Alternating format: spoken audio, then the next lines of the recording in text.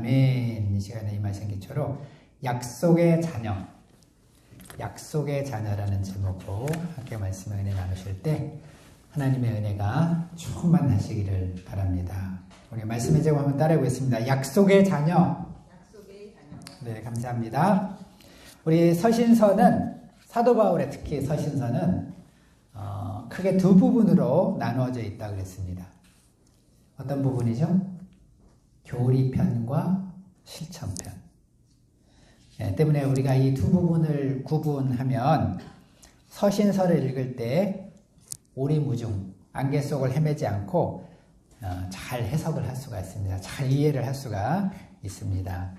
자, 이제 오늘 우리 본문은 그 중에서 교리편의 마지막 부분으로서 교리편의 결론이자 하이라이트다. 이렇게 얘기할 수가 있습니다. 사도 바울은 이제까지 이미 받은 복음을 버리고 이제 율법주의로 돌아가고자 하는 자들에게 여러 관점에서 경고를 하고 부당함을 깨우치고자 했습니다.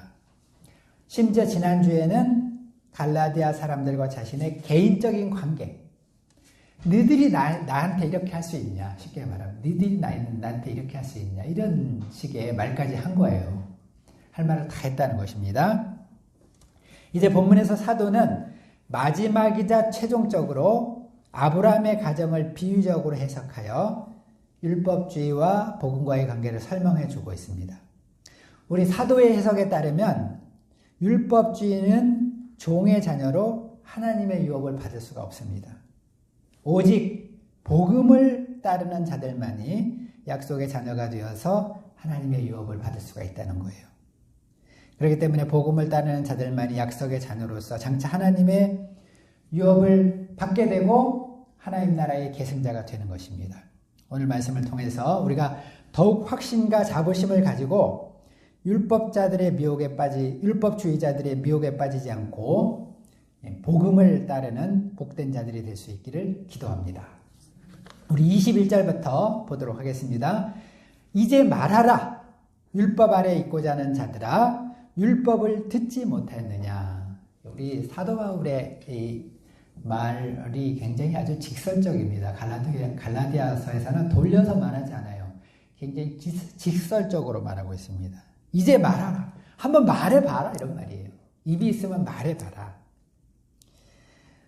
너희는 율법주의를 주장하는 자들로서 율법이 뭐라고 하는지 듣지도 못했느냐.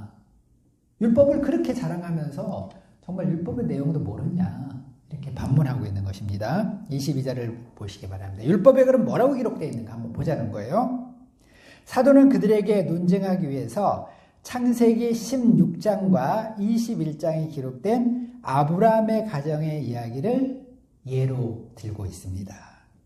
우리 창세기 16장과 21장에 보면은 우리 아브라함의 두 아들 이야기가 나옵니다.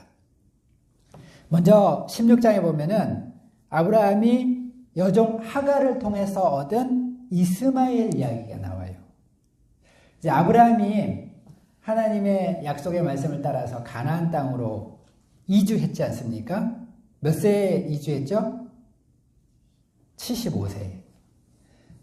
75세 나이에 정말 어디 가기 힘들잖아요. 근데 과감하게 믿음을 따라 이주를 했는데 하나님께서 뭐라고 약속하셨습니까? 이제 너로 큰 민족을 이루어주겠다 약속을 하셨어요. 그래서 아브라함이 이야, 나는 지금 아들 한 명 없는데 큰 민족을 이루어주겠다니 얼마나 얼마나 놀라운 말씀입니까? 희망 가운데 정말 믿음으로 결단을 하고 가나안 땅에 왔는데 온 지 10년이나 지났는데도 자식 볼 소망이 없는 거예요. 가망성이 전혀 없어 보이는 것입니다. 그러니까 10년이 지났으니까 이제 지금 나이가 얼마예요? 75세에 출발했으니까 85세가 된 것입니다. 그러자 이제 아브라함은 그래도 믿음을 중심을 잘 지키고 있었는데 아내가 사라가 조급함을 이기지 못했습니다. 사라가 안달이 났어요. 그래가지고 편법을 써고자 했습니다. 어떻게 했죠? 자기의 여종 하갈을 통해서 후사를 보도록 종용을 한 것입니다. 아브라함한테.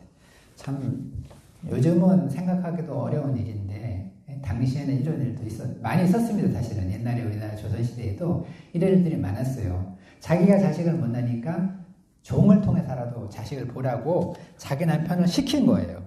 아브라함이 그렇게 하겠다는 것이 아니라 사라가 시킨 것입니다.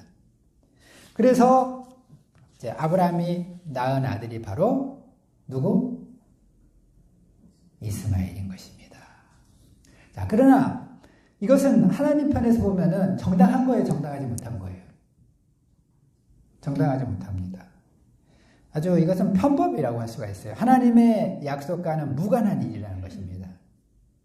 네, 그 때문에 이제 하나님께서는 이런 아브라함을 어떻게 하셨습니까? 창세기 17장에 보면요, 하나님께서 나타나셔가지고 이런 아브라함을 책망하시는 거예요. 내 앞에서 완전히라 책망하십니다. 책망하시고 이제 내가 약속대로 자식을 주시겠다 약속을 하셨어요.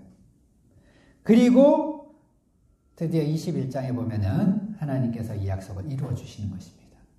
사라는 이미 태가 닫혔어요. 더 이상 자식을 낳을 수가 없었어요. 그러나 하나님께는 불가능이 있습니까? 없습니까? 하나님께는 불가능한 것이 있을 수가 없는 거예요. 하나님은 닫힌 태도 열어주시고 경수가 끊어졌지만은 새롭게 하나님께서 은혜를 주셔서 정말 사라를 통해서 약속의 자녀 이삭을 주신 것입니다.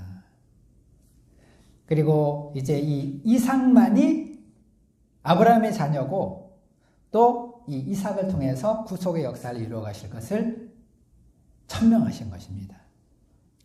24절을 보시기 바랍니다. 근데 사도는 바로 이 사건을 기초로 해가지고 이 사건을 이제 풍유적으로 해석해서 바로 율법주의와 복음의 차이가 이것이다 이야기해주고 있는 것입니다. 이 사건에서 이 두 여자들은 두 언약의 상징이라고 했어요. 즉 한 여자 곧 여종 하갈은 누구냐? 하갈은 신의 산으로부터 종을 낳게 될 신의 산 언약의 상징이다. 다시 말해서 율법주의의 상징이라는 거예요. 25절을 보시기 바랍니다. 이 하갈은 아라비아에 있는 신의 산 언약을 상징하는 것으로서 신의 산은 사도 바울 당시에 예루살렘과 같은 곳입니다. 즉 당시 예루살렘을 중심으로 활동하던 유대 율법주의자들은 신의 산 언약의 계승자들로서 하갈의 후에 이스마엘의 후예이고 그들은 근본이 종이기 때문에 하나님 나라를 유업으로 받을 수 없다는 거예요. 율법주의는 하나님 나라 못 받는다는 거예요. 하나님 나라 못 들어간다는 것입니다. 율법으로는 쉽게 말하면. 반면에 사라는 무엇을 상징합니까? 사라는 새 언약이에요. 새 언약, 복음을 상징하는 것입니다. 사라와 그의 아들 이삭은 하나님의 약속대로 주신 약속의 자녀로서 장차 하나님의 유업을 상속받습니다. 또 사라는 종이 아니고 자유인이었잖아요. 사라가 자유자였던 것처럼 그 후손 이삭은 말할 것도 없고 그에게서 나온 모든 후손 또한 자유인이라는 거예요. 이들의 근거지는 땅 위의 예루살렘이 아닙니다. 26절 말씀과 같이 오직 위에 있는 예루살렘. 하나님 나라가 이들의 근거라는 것입니다. 27절을 보시기 바랍니다. 이 말씀은 본래 선지자 이사야가 포로된 이스라엘의 회복을 두고 노래한 것입니다. 여기서 보면은 잉태하지 못한 자, 산고를 모르는 자, 홀로 사는 자, 세 가지 사람이 나오는데요. 다 같은 사람을 말한 거예요. 모두 동일인으로서 당시에 포로로 잡혀가 살던 이스라엘의 신실한 사람들을 뜻하는 것입니다. 당시에 그들은 잉태하지 못하는 자요, 자식이 없는 자들처럼 보였습니다. 그러나 하나님께서는 이들이 믿음을 지켰기 때문에 이제 때가 되면 이들을 돌아오게 하시고 그들을 회복시킬 거라는 거예요. 그리고 그들이 본래 예루살렘에 거주하던 자들보다 더 수요가 많아지고 광대해지게 될 것이다. 더 자녀가 많아질 것이다. 이렇게 예언을 한 것입니다. 자, 이 예언은 무슨 뜻을 가지고 있습니까? 이것은 이제 그들이 지금 어디에 있느냐가 중요한 것이 아니라는 거예요. 그들이 어디에 있는 것이 중요한 것이 아니라 믿음을 지키는 자들. 믿음을 지키는 자들 하나님께서 축복해 주시고 당장은 자녀가 없어 보이지만은 하나님께서 축복하시면은 더 많은 자녀를 갖게 될 것이다. 자, 이것은 이제 포로로 끌려갔던 이스라엘을 염두에 두고 하신 말씀이기도 하지만 장차 나타날 신약교회를 염두에 둔 것입니다. 이제 신약의 백성들에게 이루어질 역사를 노래하고 있다는 것입니다. 그렇기 때문에 28절을 보시기 바랍니다. 이제 복음을 통해서 구원을 받은 모든 신약교회의 구성원들은 사라가 약속을 따라 낳은 이삭과 같이 약속의 자녀들이라는 거예요. 이들이야말로 하나님의 자녀고 약속의 자녀라는 것입니다. 복음을 통해서 구원받은 자들은 모두 약속의 자녀들입니다. 종이 아니에요. 율법의 종이 아닙니다. 구속의 약속에 따라 구원을 받은 하나님의 약속의 자녀들이라는 것입니다. 자, 우리 성경에 기록된 이 구원의 원줄기는 약속으로 이어지는 것입니다. 우리가 성경에 나타난 구속 역사 있잖아요. 구속 역사의 흐름을 가만히 보면은 이 구속 역사는 하나님의 약속을 따라서 이루어진다는 것을 알 수가 있어요. 그래서 이것을 우리가 가리켜서 언약신학이라고 그래요. 신학적으로는 언약신학. 하나님은 인간을 구원하실 때 어떤 방법으로 계속해서 어떤 약속을 주시고 그 약속을 성취하는 것을 통해서 인류 구원 역사를 이루어 오셨다는 거예요. 그래서 우리 성경도 부를 때 뭐라 그래요? 구약 성경, 신약 성경, 옛 언약, 새 언약 다 약속으로 되어 있다는 거예요. 우리 창세기 3장에 보면은 우리 인간의 대표자라고 할 수 있는 첫사람 아담의 범죄로 인해서 죄에 빠지게 되고 에덴을 상실하게 됩니다. 그 형벌로 우리 인간에게는 죽음이 찾아오게 되었고 또 살아있는 동안에는 쉼없는 방랑자가 되었어요. 방황하는 인생을 살게 되었어요.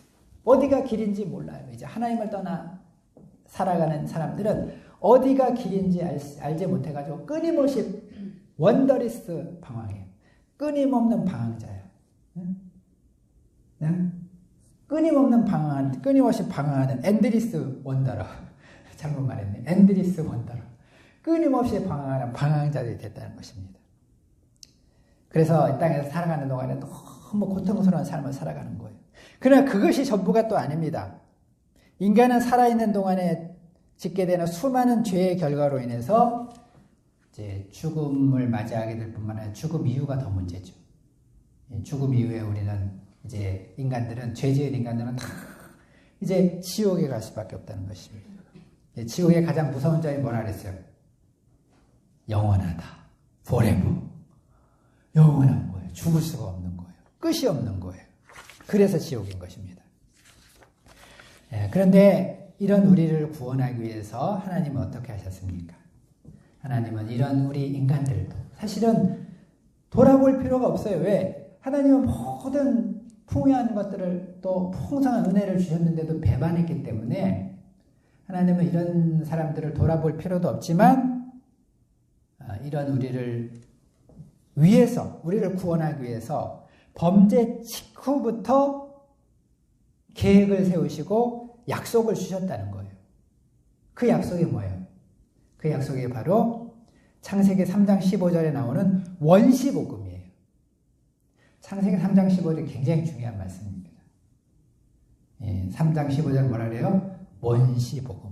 원시복음 내용이 뭡니까? 내가 너로 여자와 원수가 되게 하고 내 후손도 여자의 후손과 원수가 되게 하리니 여자의 후손은 내 머리를 상하게 할 것이요 너는 그의 발꿈치를 상하게 할 것이니라. 이것이 원시복음이에요. 자, 하나님께서 인간이 처음 범죄했을 때 인간에게 형벌을 내리시면서 구원의 계획을 처음부터 밝혀주셨는데 이걸 원시복음이라고 하는데요. 이 원시복음이 참 보면은 아리송해요. 알 것 같기도 하고 모를 것 같기도 하고 참 아리송합니다. 여기 보면 참 이해하기 힘들잖아요. 내가 너를 여자와 원수가 되게 하고 내 후손도 여자의 후손과 원수가 되게 하리니 여자의 후손은 내 머리를 상하게 할 것이요 너는 그의 발꿈치를 상하게 할 것이요. 이게 도대체 무슨 말인가? 당시 사람들 몰랐어요. 이 말이 무슨 말인가? 이 말씀에서 중요한 것은 여자의 후손이라는 말입니다. 여자의 후손. 여자의 후손. 뭐 이상한 거 안 느껴져요? 사람들은 되게 우리가 성경을 잘 이해하려면 이상한 거, 이게 특이한 걸 잘 찾아내야 됩니다. 사람들은 되게 족보를 따질 때 누구 자기 조상 중에서 남자의 이름을 댑니까? 여자의 이름을 댑니까? 남자 이름을 주로 대잖아요. 누구의 후손이다. 이태계의 후손이다. 이율곡의 후손이다. 나는 이순신의 후손이다. 이렇게 얘기하지. 이 부인들의 이름을 우리가 대지 않잖아요. 대체적으로 그렇다는 것이 아닌 사람들도 있어요. 어떤 부족은 여자들 따라가는 부족도 있어. 아주 아마존 어디 가면은 여자들이 뭐 이렇게 하는 사람들도 있어요. 그러나 대체적으로 그렇다는 것입니다. 우리는 모두 아버지 성을 가지고 있어요. 남자의 후손이라는 것입니다. 근데 이 원시복음인 창세기 3장 15절을 보면 장차 나타날 구원자는 누구의 후손이에요? 여자의 후손이다.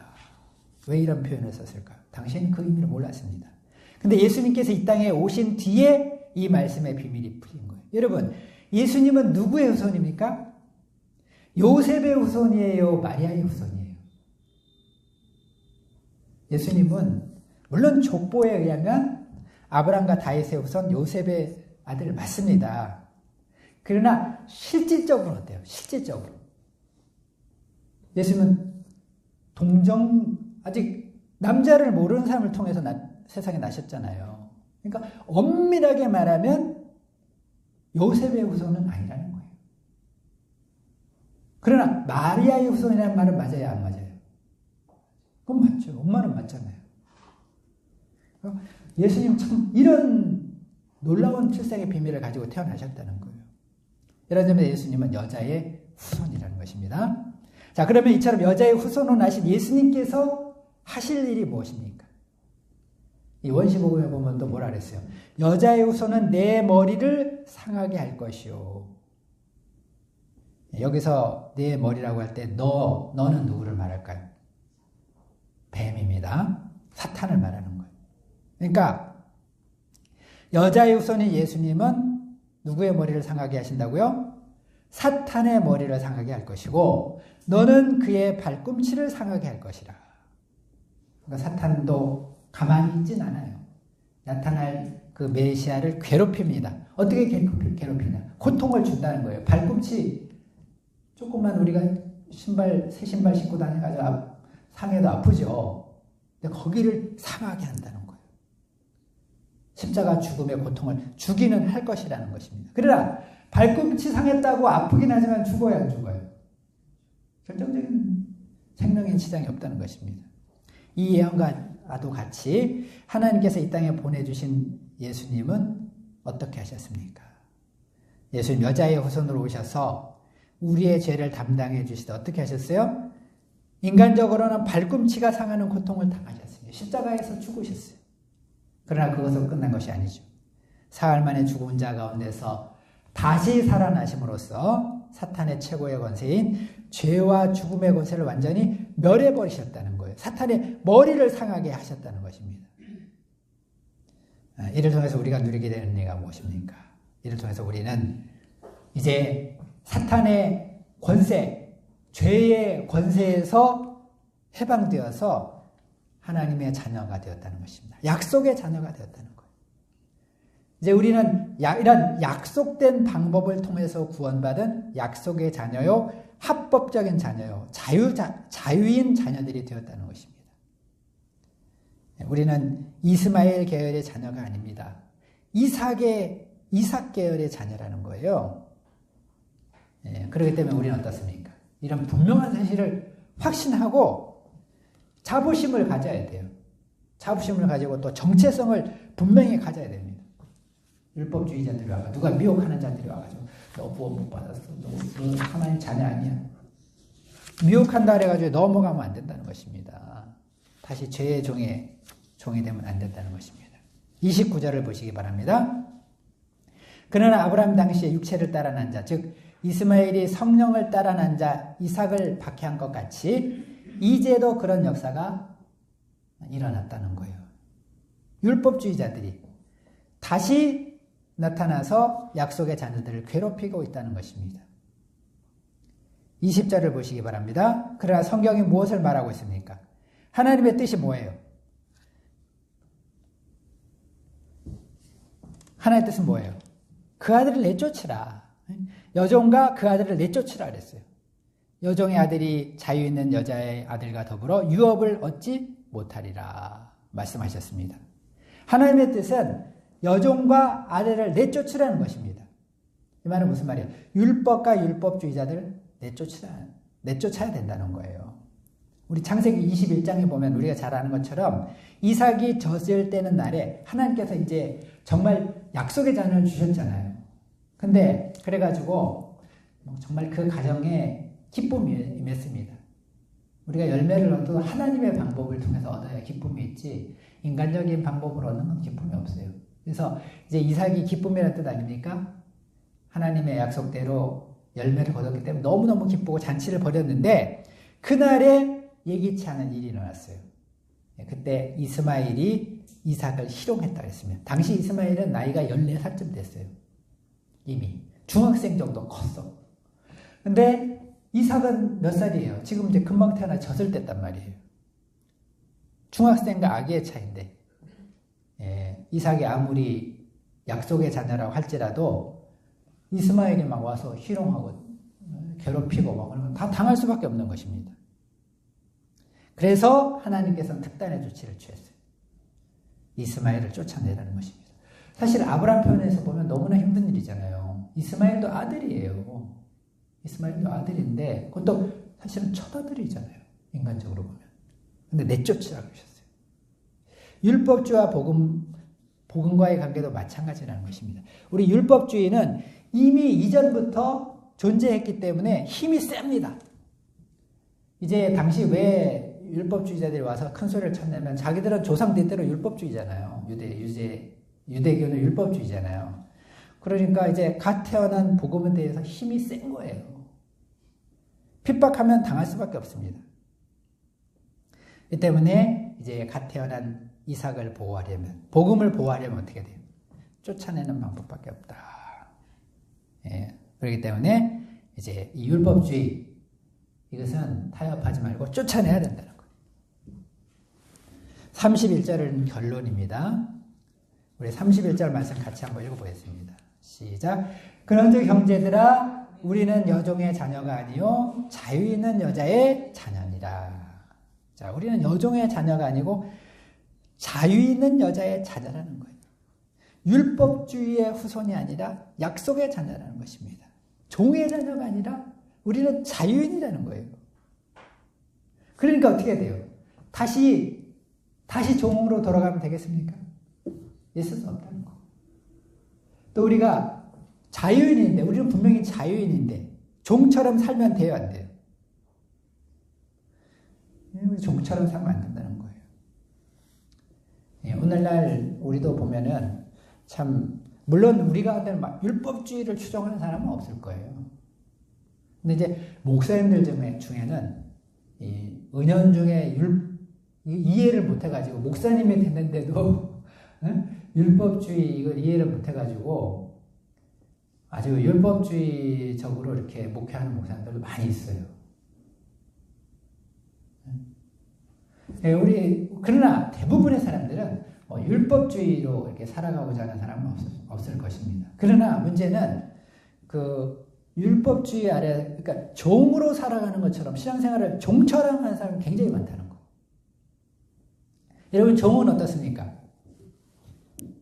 종은 아무리 열심히 일해도 그 결과가 자기 것이 되지 않아요.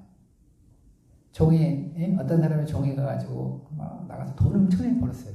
그러면 그 돈이 그 종의 것입니까? 주인의 것입니까? 주인의 것이에요. 그러니까 이 종들은 어때요? 열심히 일할 필요 있어요? 없어요? 없어요.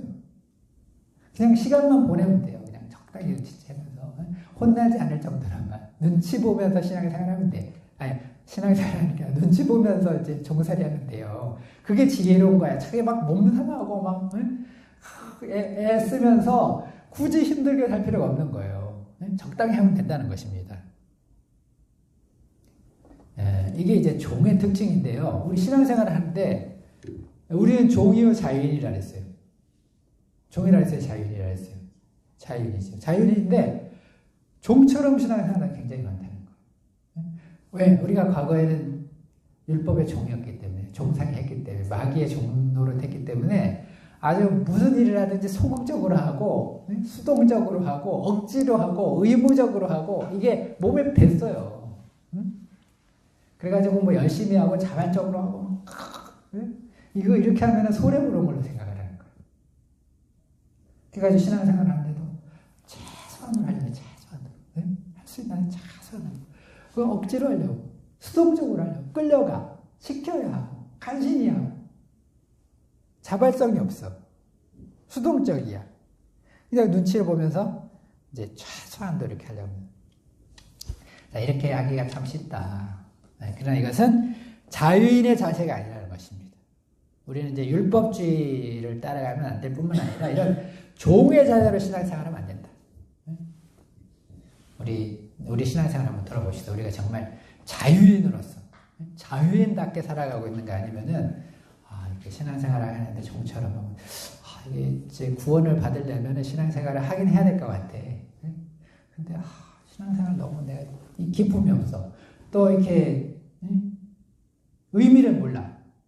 그래가지고 이렇게 수동적으로 소극적으로 하는 사람 굉장히 많습니다. 근데 우리가 신앙생활 해보면 알지만은 느끼지만은 이렇게 사실 억지로 하는 게 힘든 거예요. 억지로. 수동적으로 하는 게 힘들어요. 우리 직장 생활할 때도 내가 월급 받기 위해서 어쩔 수 없이 생계를 이어가기 위해서 어쩔 수 없이 직장 생활 해봐요. 그런 직장 생활은 치욕입니다. 너무 힘든 거예요. 근데 같은 직장 생활을 해도 내가 이 직장 생활 하나님께서 나에게 건강 주시고 내 이 직장을 통해서 하나님께 영광을 돌리라고 하나님께서 이런 좋은 직장을 내게 주신다. 나에게 맞는 직장을 주신다. 내가 이 직장을 통해서 하나님의 영광을 드러내야 되지. 내가 하나님을 위해서 열심히 기쁨으로 감당해야 되지. 이런 자세로 직장 생활 해보세요. 그러면 이제 그냥 똑같은 직장 생활에도 완전히 달라진다는 것입니다. 기쁨이 넘치고 또 의미가 있고 보람이 있고 그렇게 하면 또 그 사람이 인정받고 잘 될 수밖에 없어요.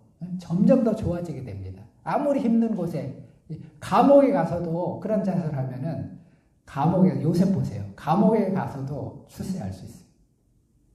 잘 될 수 있어요. 복을 받게 되는 것입니다.